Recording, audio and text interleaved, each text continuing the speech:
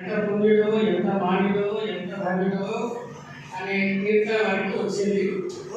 అయితే నాకు కొంత తర్వాత ప్రాక్టీస్ అయిన తర్వాత అది కూడా ప్రదర్శన పెడదామని అందరికీ సమయంగా మనవి చేస్తూ ఇదే రేపు మీద ఈనాటి కార్యక్రమం దీని యొక్క ముఖ్య ఉద్దేశం ఏమిటి అంటే రమణాచార్య గారి 72వ జన్మదిన వేడుక. ఆయన వేదికకు ఈ సభకి ఏపీ లింగం మీరు అనుకుంటే కళారంగం అంతా ఉదయమైనటువంటి రోజుల్లో కూడా రమణాచార్య గారు ఆంధ్ర రాష్ట్రం తెలంగాణ రాష్ట్రంలో ఉన్న అన్ని రంగాల కళాకారుల సమావేశం వచ్చి కళారంగం ఉదయమైతే మన సంస్కృతి నిలబడదు కాబట్టి సంస్కృతి పరంగా ప్రతి కళాకారుడికి ఎంతో అంతో చరిత్రించి తన ప్రదర్శనలు సమాజానికి అందించాల్సిన అవసరం ఉంది కాబట్టి నాకు సహకారాన్ని కూడా ప్రభుత్వం నుంచి అందిస్తాం కాబట్టి ఈ కార్యక్రమాలు చేయాలి అని వారు కళారంగానికే విడిచిపెట్టినటువంటి మహోదయం. ఎందుకంటే ఒకప్పుడు ప్రభుత్వం కూడా ఆదుకోలేని పరిస్థితిలో తన జీవితము తన యొక్క వచ్చే రాబడి తన యొక్క ఉన్నటువంటి యొక్క ఆదాయం నుంచి కళాకారులందరికీ కూడా వివరణ కావచ్చు.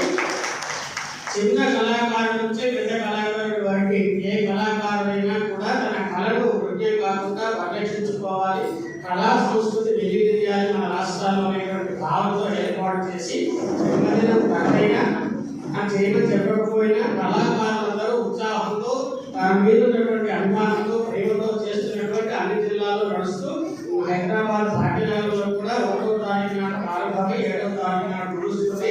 నేను కూడా రేపటి నుంచి అక్కడికి వెళ్ళాలి 7 రోజులు.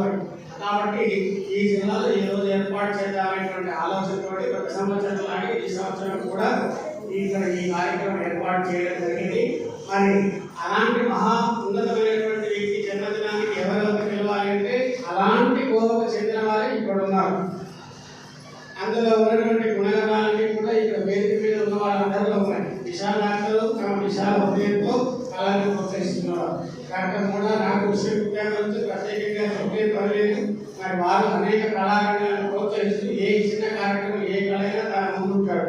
అలాగే మా మాధవరావు గారు కూడా, అలాగే మా మూర్తి గారు అందులోనే ఉన్నారు. తిరుమల తిరుపతి దేవస్థానం డబ్బులు స్వామివారి అయినా సహకారం ఇక్కడి నుంచే కాబట్టి మరి అర్చకులు లేకపోతే తీర్థ ప్రసాదం రాదు కాబట్టి భగవంతుడు ఇచ్చేవాడు ఉన్నప్పటికీ ఆయన తీర్థ ప్రసాదాలు ఇచ్చేటువంటి పోస్టులు అంటే ఆర్గనైజర్ యొక్క స్థానంలో ఉన్నాడు కాబట్టి ఆ ఒక ఆర్గనైజర్ గానే కాకుండా నాకు వచ్చిన విద్యార్థులు కూడా కళారంగానికి సహకారం అందిస్తున్నటువంటి మాన్య మహోదయ. అలాగే మా నరసింహాచార్య గారు కూడా, ఆ తర్వాత మా చంద్రరావు గారు, వారి గురించి చెప్పాల్సిన పని లేదు, దగ్గర వారు. అలాగే మా విశ్వరాజు లక్ష్మణాచార్య గారు. కాబట్టి వీళ్ళందరూ ఆగోకు చెందినటువంటి ఉద్యములనే మనం సభావేదికలో పిలుచుకొని వారి యొక్క అభిప్రాయంతో పాటు ఈ కళారంగాన్ని గురిపుచ్చుకొని కళారంగానికి ఉదయం కాకుండా కళాకారుని పరిరక్షించాలి, కాస్త కళను ఆస్వాదించాలి అని ఇంత వయస్సున్నటువంటి పెద్దవాళ్ళు కూడా ఓ గంట సేపు సమయం నుంచి మన వేదిక దగ్గర ఉంచారు అంటే మరి భవిష్యత్ తరాల వారికి యువతను కూడా తీసుకురావాల్సినటువంటి అవసరం ఉందని అందరికీ నేను మనవి చేస్తూ మన పిల్లలకు తర్వాత మన కుటుంబానికి రామాయణ భాగవతాలు ఎంతో ఉపయుక్తం కాబట్టి హరికథ అనే కళ గ్రీష్మకాల బాబీజలం లాగా మన యొక్క ఎండిపోతున్నటువంటి చెరువులాగా ఉంది మన జిల్లాలో. కాబట్టి అలాంటి కళలో నేను చింతలు పట్టుకుని చిత్తలు వేస్తున్నటువంటి మహానుభావులు ఒక ఏకైక హరిదాసులు అని అంటున్నాను ఇప్పటిదాకా. రేపటి నుంచి మా మూర్తి గారు కూడా చిత్తలు పెట్టి హరికథ ప్రారంభించాలని నాకు ఒక జోడి దొరికింది కాబట్టి ఎక్కడికి వెళ్ళినా నాకు జిల్లాగా చెప్పుకోవచ్చు, సాగంటారు సాగండి. కాబట్టి ఇలాంటి యొక్క మహానుభులందరినీ ఇలా వేదిక పిలిచి వారి జన్మదినాన్ని విషయం సత్కారం చేసి మా హరికథలు కూడా ఓ 1/2 గంట సేపు మీ అందరికి ఇలా ఉంటుంది అని చెప్పడానికి కోసం చేసేటువంటి ప్రయత్నంలో భాగంగా ఈనాటి ఈ కార్యక్రమాన్ని ఏర్పాటు చేశాం. మరి ఈ కార్యక్రమానికి మా ఇంజనీర్ గంగాధర్ గారు సత్యమణితో సహా ఏ కార్యక్రమం ఎందుకు లేదని ఆయన కూడా అన్ని సభల్లో వచ్చి పాల్గొంటాడు, అందరికి సహకారం అందిస్తాడు. అలాగే మా ఏర్పాటులో చంద్రశేఖర్ శర్మ గారు ఇట్లా అవ్వలేదు. మా సుదర్శన్ గారు పని మీ దగ్గరికి రావాలంటే పరికరాలు ఆరే కాబట్టి మా సుదర్శన్ గారికి ఇచ్చేసినటువంటి ఇంకా మా మిత్రులు సురేందర్ గారికి, టీచర్ గారికి, సాఫ్ట్వేర్ వెంకటస్వామి గారికి,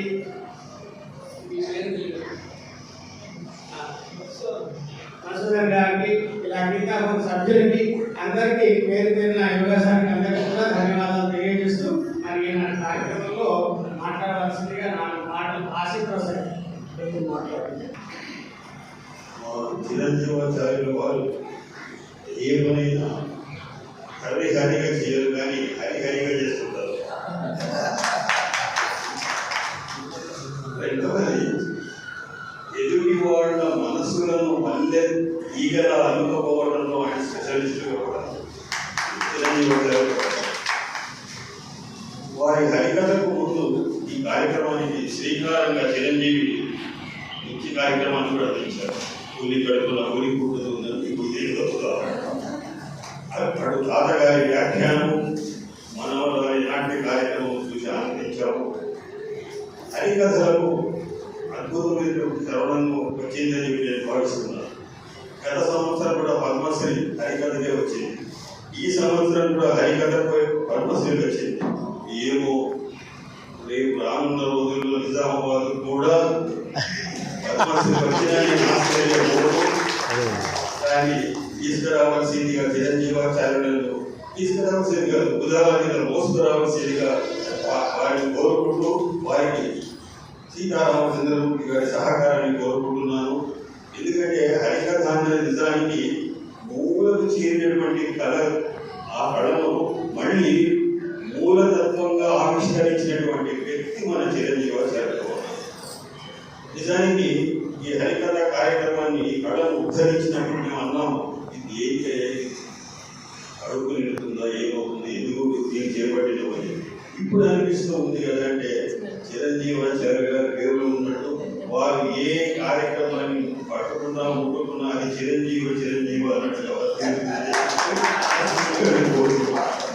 అట్లాగే వారు కేవీ రమణాచారి గారి జన్మదిన ఉత్సవం చేస్తున్నారు. హైదరాబాద్లో వారు కార్యక్రమాన్ని వారం రోజులు చేసుకున్నారు.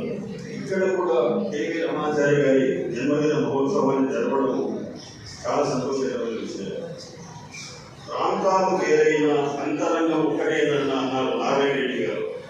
ఆంధ్ర తెలంగాణ వేరైనప్పటికీ కూడా రమణాచారి గారి హృదయము రమణీయమైనటువంటి హృదయం వారికి. అటువంటి రమణాచారి గారి కళా హృదయానికి మనం చేయగలిగినటువంటి కార్యక్రమము ఇటువంటి మహోత్సవాలు చేసుకోవడం. రవీంద్ర భారతిలో ఆయన జన్మదినోత్సవం వైభవంగా జరుగుతుంది. కానీ ఇక్కడ మనం చేసుకోవడం అనేది చిరంజీవాచార్యుల గారి యొక్క ప్రోత్సాహం జరుగుతుంది. ఇక రెండవది ముఖ్యమైనది, ఈరోజు ఈ వేదిక మీద నిజామాబాద్లో తెలుగు వెలుగు సాంస్కృతిక సమాఖ్యలు స్థాపించి గత 43 సంవత్సరాలుగా కొన్ని శతాధిక కళాకారులను పిలిచి సన్మానించినటువంటి వ్యక్తి, అందరినీ ప్రోత్సహించేటువంటి ఆప్త మిత్రులు, తెలుగు వెలుగు సమాఖ్య వ్యవస్థాపకులు శ్రీ ఒక్కసం చంద్రశేఖరరావు గారికి ఈరోజు ఈ వేదిక మీద మీ అందరి సమక్షంలో ఒక పురస్కారాన్ని చిరంజీవాచార్యులు గారు అందిస్తారు. ఆ పురస్కారానికి పూర్ణ యోగ్యత ఉన్నవారు ఎవరు? చంద్రశేఖర్ గారు. వారికి ఈరోజు సన్మానిస్తూ ఈ ఆదిపట్ల కళావేదిక పక్షాన అందిస్తున్న పురస్కారము మెగా మాస్టర్గా ఇప్పుడే అందింది. చాలా సంతోషంగా ఒక టీచర్గా, ఒక ఉపాధ్యాయుడిగా చంద్రసార్ అంటే తెలియని వారు లేరు, చంద్రుడు తెలియని వాడు, చంద్రసార్ తెలియని వాడు ఉండరు. కారణం ఏమిటి అంటే వానలో తడవని వాడు, చంద్ర పేరు వినని వారు ఎవరు ఉండరు. కాబట్టి వారికి ఈరోజు ఈ సన్మాన కార్యక్రమాన్ని తలపెట్టినందుకు చిరంజీవాచార్య వారిని అభినందిస్తూ ఈ కార్యక్రమంలో పాల్గొనడానికి నన్ను ఆహ్వానించినందుకు ధన్యవాదాలు. మరొకసారి చంద్ర గారికి శుభాకాంక్షలు, చిరంజీవి గారికి అభినందనలు. వారు నన్ను కొట్టడానికి నాగమేడిగా వచ్చారు. చాలా సంతోషం. ఎందుకంటే వారికి పట్టుదల రాలేదు కానీ పట్టుదల వచ్చిందని చెప్పి చాలా సంతోషంగా. ఎందుకంటే నాగమేడి గారికి నేను బాగా జీర్ణం చేస్తున్నాను. కాబట్టి ఆ పట్టుదల రావాలి. చాలా మంది ఈ వేదిక మీద ఇక్కడి నుంచి అక్కడ వరకు కూర్చున్న వాళ్ళంతా పట్టభద్రులు. నేను కాలేజీకి వెళ్ళలేదు, నేను ఒక్కటే పట్టభద్రుడు.